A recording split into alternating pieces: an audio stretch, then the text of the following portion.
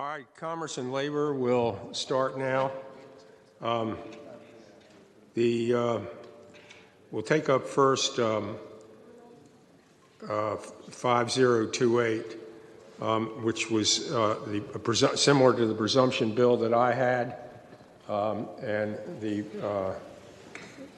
bill, mine went to finance. It had quite a price tag, and so in finance it was passed by for the day, so I'll entertain a motion to re-refer to finance. Move to refer the bill to finance. Is there a second? Second. All those in favor? I don't think we need to call it. All those in favor say aye. Aye. Record everybody as aye. Okay. Mr. Chairman. So I think we have to take roll, have a quorum. Okay. All right. Senator Norman. Senator Newman. Senator Obenchain. Senator Lucas. Senator Spruill. Senator Edwards. Senator Deeds. Senator Barker. Senator Marsden. Senator Eben. Senator Lewis. Senator Surville. Senator Mason. Senator Bell. Senator Saslow. Here. Mr. Chair, you have a quorum. All right. Here.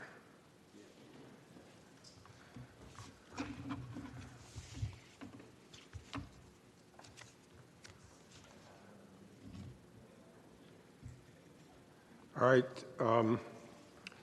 right, so 528 has been referred to the Senate Finance Committee. The second bill is Delegate Murphy's House Bill 5047. That's the Virginia posted the Anti-Price Gouging Act. It added, I think, manufacturers that advertise.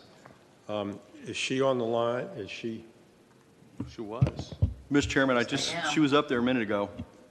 She's talking now. Delegate Murphy, you're there? Okay. You want to briefly explain the bill? Thank you, Mr. Chairman. House Bill 5047,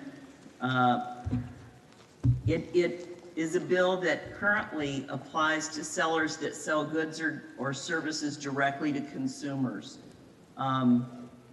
The Anti-Price Gouging Act. This bill adds manufacturers and distributors who do not advertise to the existing price gouging law, and in doing so, it allows the Attorney General to investigate. It doesn't change the definition of price gouging, and it levels the playing field. The Attorney General's office has received hundreds of consumer complaints and inquiries regarding suspected price gouging, especially raising unconscionable price increases during this state of emergency. This legislation will allow the Attorney General to investigate and enforce Anti-Price Gouging Act against all manufacturers, even those who do not advertise, but who impose unconscionable price increases on retailers or others in the supply chain. I hope that you will support the bill. I believe there may be an amendment to the bill, I was told.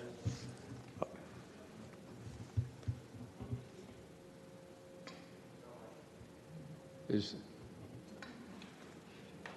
Senator Bell? Did you have an Thank you, Mr. Chairman. Having some tech problems back here. I've spoken with the patron on this, and there's concerns that this would have a harsh impact on the agricultural community. And with that, I'd like to offer an amendment to exempt the agricultural community from the requirements of this bill. Is there a second? All right. Mr. Chairman? You've all heard the amendment. Mr. Chairman? Senator Eben. Maybe I spoke over you. I apologize. I was just going to ask if Senator Bell could explain why the agricultural community needs to be exempt. Senator Bell. Thank you, Mr. Chairman. Specifically, the concern is, for instance, with eggs, dairy, and other products, you have, for instance, free range, organic, and then traditional production. So there's different categories, and there's concern that since the different categories are priced, have different price points and cost different amounts to produce, that there could be a price gouging claim on those. And frankly, it's expensive just when the allegation is made to go through the procedures to defend. So that's really what brought it up, is to make sure that, frankly, during a period where providing food is so important, that we don't put an undue burden on the agricultural community, which is still our #1 industry in Virginia. Thank you. Are there any more questions? Senator Marsden. Thank you. Thank you, Mr. Chairman.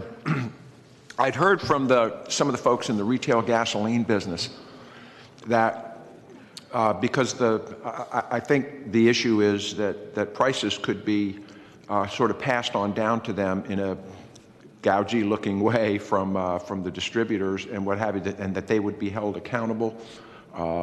Is that in any way? And this question is for Delegate Murphy, but Senator Saslaw, you might want to weigh in on this one too. Mr. Chair, don't we have to deal with the amendment before we get to those questions? Senator Deeds. Have we dealt with the amendment yet? We've not I don't think we've accepted it yet.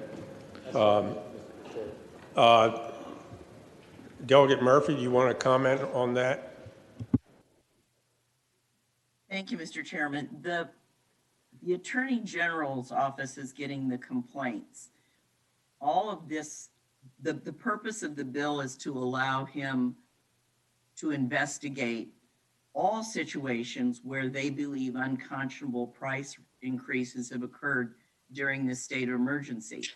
If people can demonstrate that their costs have increased, then it's not price gouging. If they can't, then they have a different set of issues. I think that we need to understand it doesn't change the definition of price gouging in any way. It just levels the playing field so that people who advertise and manufacturers who advertise and manufacturers who do not advertise are under the same rules. Thank you. I'll just add, Senator Marsden, in almost 40 years that I've been in the business, although I'm more limited in it now than I was at peak, I never had that problem. I mean, if there's a big, generally a jarring on the market of, the futures market will drive a price up or down. And you saw dramatic drops, from last February all the way through the end of April, been a slight drift up. Occasionally you'll get a bump of 5 or 6 or 7 or 8 cents up, and sometimes you get a bump, a downward bump. So I've not experienced that problem. Thank you. All right. More question, Mr. Chairman, before we vote on the Senator amendment Eben. from Senator Bell. So Senator Bell, right now, price gouging on food is illegal. So my understanding of this bill, and I wish I could bring it up, but my Wi-Fi is not working, is that it just has to do with the business-to-business component, perhaps of the supplies to agriculture, but not to the actual, right now, if you were to price gouge on food, that would be covered. Does your amendment change that? Mr. Chairman, I'm also trying to get on here. We have a tech problem. But having said that, my understanding is that if it doesn't apply before, why would it matter if we exclude agriculture now? Because the idea is we don't want to create any confusion on this. We've got a high-performing agricultural industry, and I think throwing another a curveball at them that makes them go through additional reviews, frankly, when there's different price points already established, I think consumers well aware. As the debate we had last year, what is real milk versus artificial milk, perhaps? So I think that this would just create an undue confusion, and again, I don't want to harm that industry in any way. And just speaking against the amendment briefly, and I'll stop. Right now, my understanding is under this act that price gouging, if it were to occur in the agriculture industry to consumers, is illegal and can be investigated. And this would protect agricultural by saying their suppliers could not gouge them. So that's why I'll be voting against the amendment unless I can see otherwise. All right, Mr. Chairman, if, don't know if there's anybody from the agriculture community on the call, but if there is, if you could ask them if they could have an opportunity to speak. pardon? Is there anybody on the line from the agricultural industry that might want to speak?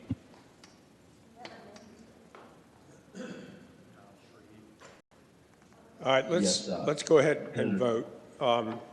Clerk, call the roll. Mr. Chairman, this is Tom with Legislative Services. Could Delegate Bell repeat the amendment? I'm having some technical issues. Yeah, Mr. Chairman, Surville. Or Senator Bell, rather. Mr. Chairman.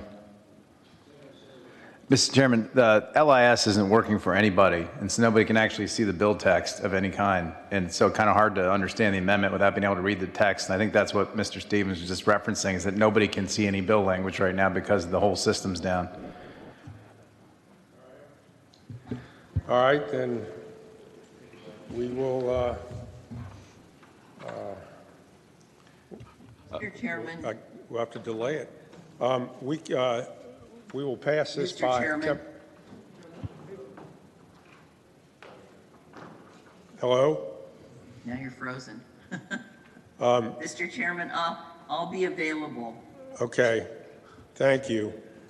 All right, we'll pass this by temporarily. There's a bill in committee on our docket 5115. I think it's Delegate Price's that was in House General Laws and it belongs in Senate General Laws. So do I have a motion to re-refer or refer House Bill 5115 to the Committee on General Laws? All right, all those in favor say aye. All right. Hobie, can you give us, is this still down? Apparently, all of LIS is down, so. Wonderful. All right, we'll stay in recess. It is now 9:19. We'll stay in recess till 9:25. See if they come back. Thank you for your patience, Delegate Murphy.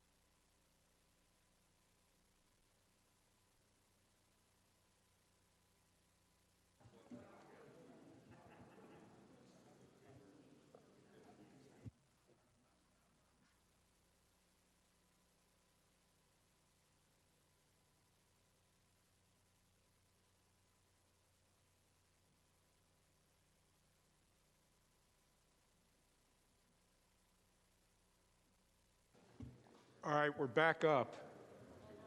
All right.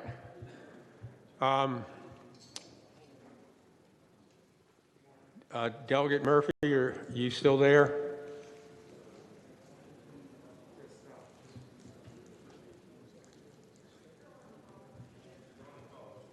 Yes. All right.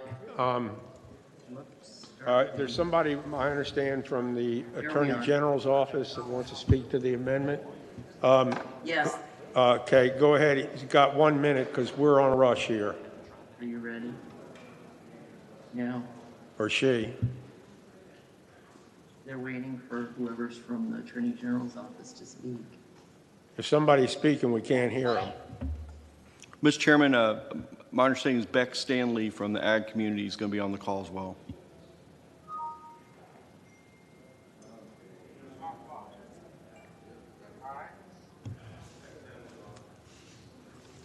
All right.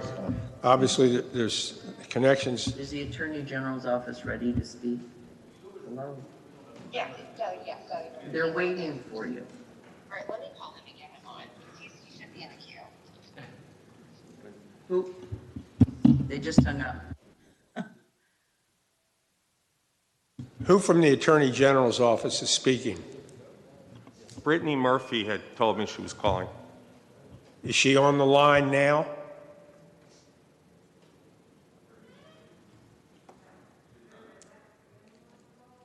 All right, we can't wait any longer. Mr. Chairman, I'd like to second the motion of Senator Bell, speaking briefly to that. All right. Mr. Chairman, I know there's some in here that come from rural and agriculture areas.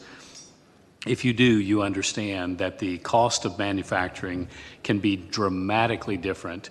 And my concern is that if we don't amend the bill in accordance with what Senator Bell wants, then those great variations in costs are going to be seen under the scrutiny of price gouging, and I would hope that we would adopt the amendment. All right, there's a motion, a second. Clerk will call the roll. What's the amendment say? The amendment exempts out the agriculture industry. From the existing law, not just the new law? Mr. From Chair, this bill. from this bill, which would be the new law. Is it possible to ask what line it's on or anything to make sure it's just the new law? Because this is existing code.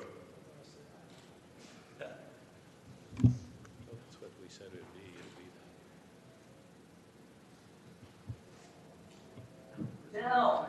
Mr. Chairman, this is Tom. So to clarify, Senator Bell would like to keep current law for the agricultural industry. Mr. Chairman, yes, this would just be an amendment for this bill.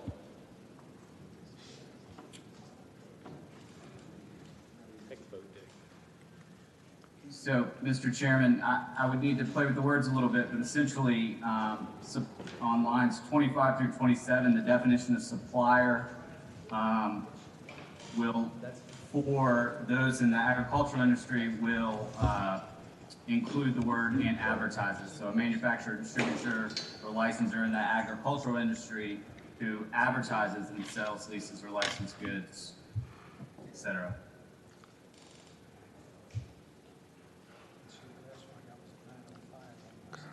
Mr. Chairman, Delegate Murphy. the bill addresses those who do not advertise. The people who advertise are already covered.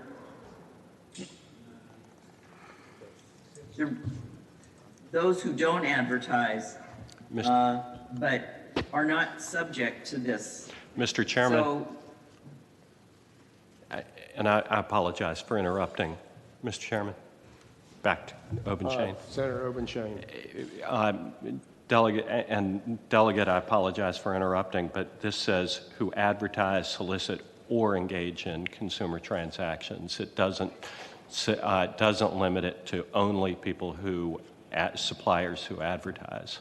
So I would say that makes it even more important to exempt agriculture. what you're reading, excuse me, Mr. Chairman, what he's reading is the current law. The only thing that this law does, or this change does, is apply to people who do not advertise their goods and services. And it makes them, it levels the playing field, and it includes them then under the prohibitions against price gouging.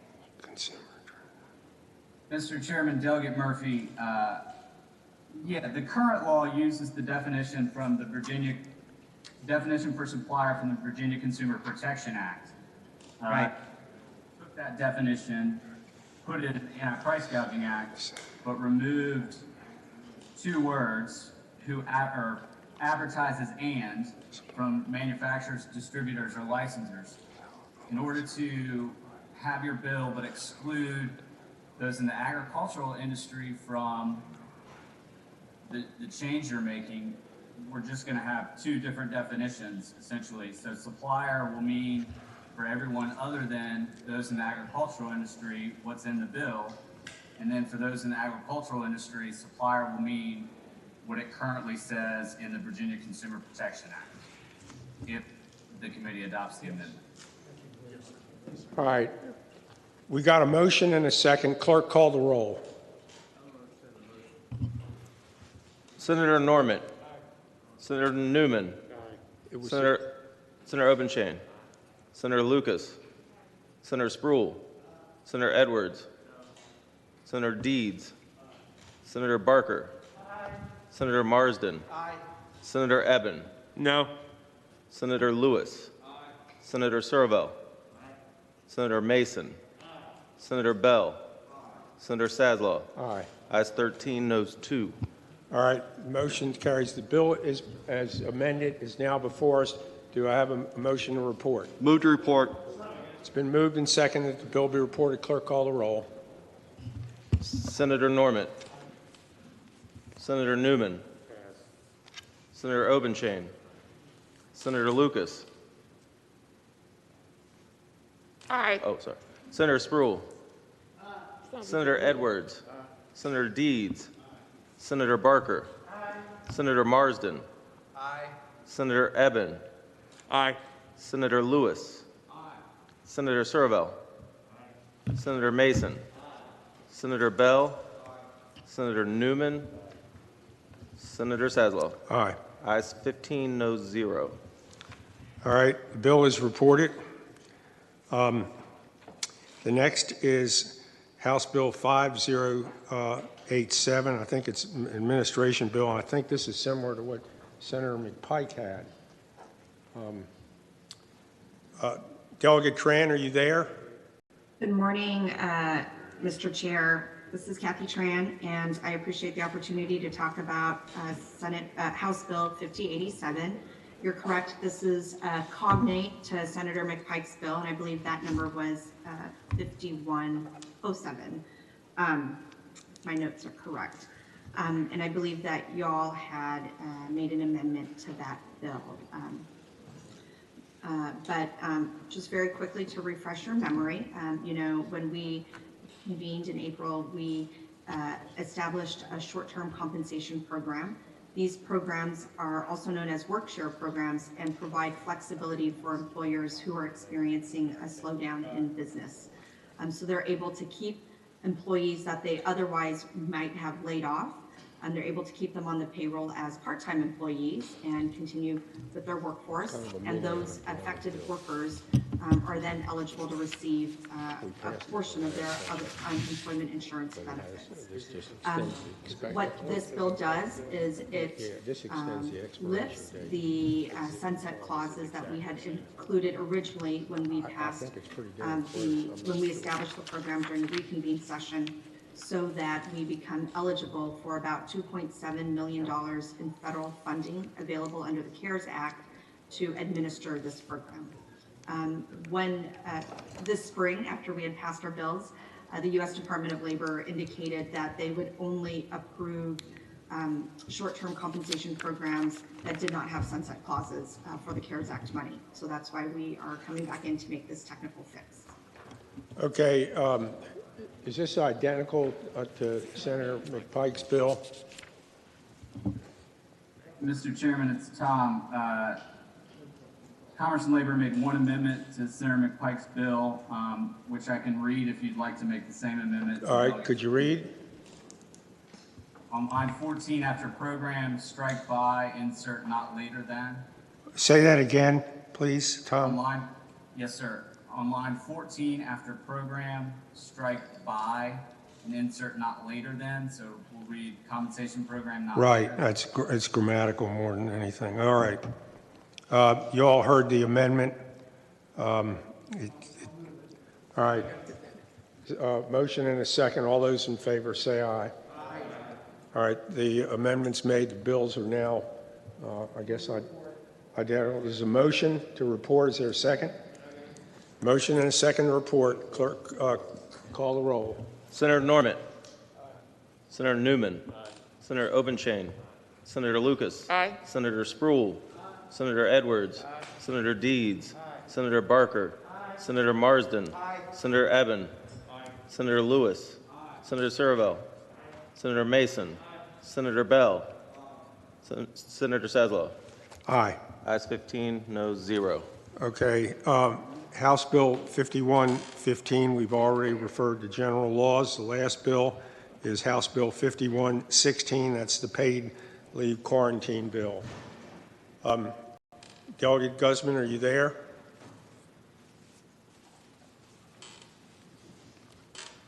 I guess she's not. We had a bill. Delegate Guzman is on the line, just muted. Is she on the line? Delegate Guzman, if you'll unmute.